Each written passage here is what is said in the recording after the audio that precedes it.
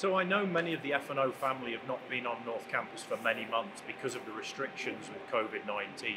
So I wanted to give you an update on a couple of signature projects, predominantly that are core to our integrated asset management strategy.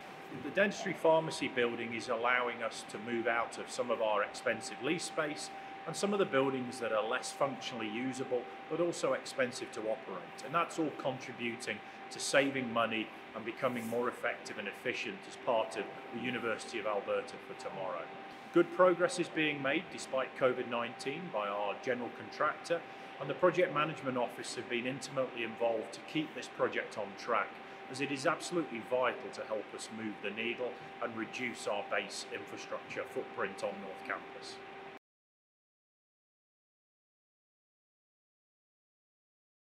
So Kent, as the Senior Project Manager for our major project at the University, where are we at with phase one of the Dentistry Pharmacy project? Right now we are on schedule. We do know that we've had some delays over the course of the summer due to the heavy rainfall this season, but as of right now we are hitting that mark, and we hope to be completed for December of 2021. That's our current schedule. Great. And then obviously phase two, we're doing the functional programming of the space now to see who will fit in the building and link to set and academic restructuring. When do we see the fit out finishing and the first occupants hopefully moving into the building? Fit out completion is scheduled for 2023. We are hoping to start our first group of occupants construction right after completion of core and shell. So they would start in January of 2022 and hopefully sequence phased occupancy through to 2023.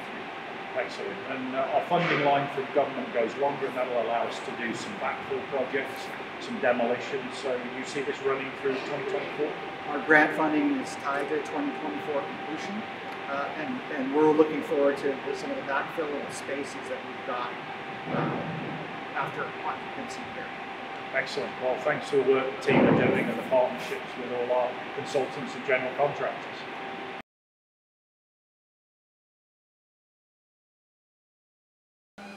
So we're at the main entrance on the south side of the Dentistry Pharmacy complex.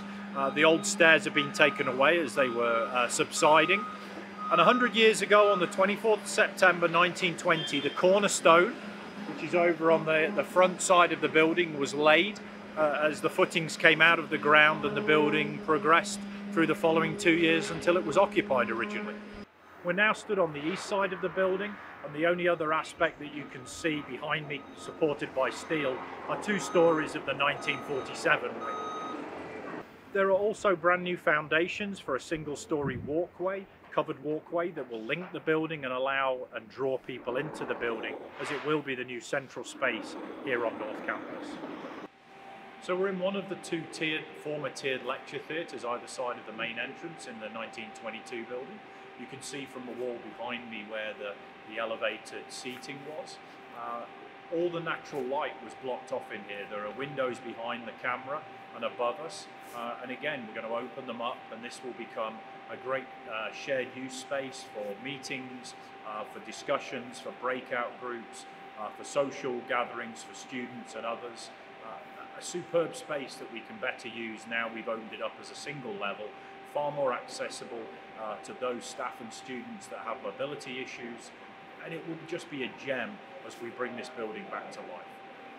So this is the original reading room in the Dentistry building, first built in 1922, and you can see that it's been covered up for many years, probably 40 or 50 years, and damage has been done to the beautiful old plasterwork as a result of running cables and pipes. When the team came in with an original photograph dating back to its construction, it looked nothing like it did last year.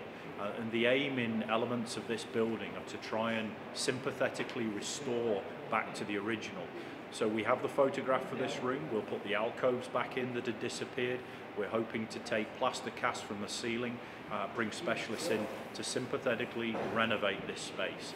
We'll be doing that with terrazzo floors in elements of the building that they survive, and 2 of the original staircases, although we have to bring it up to modern code, so that does mean changes to the banisters. And that's the problem with looking at old buildings. They don't meet modern code.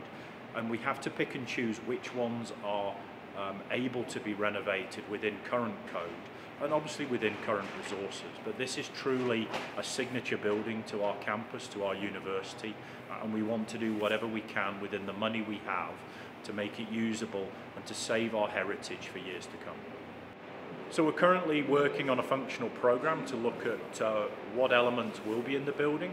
Obviously, with the service excellence transformation and academic restructuring, we have to take those into consideration, and that'll take some time.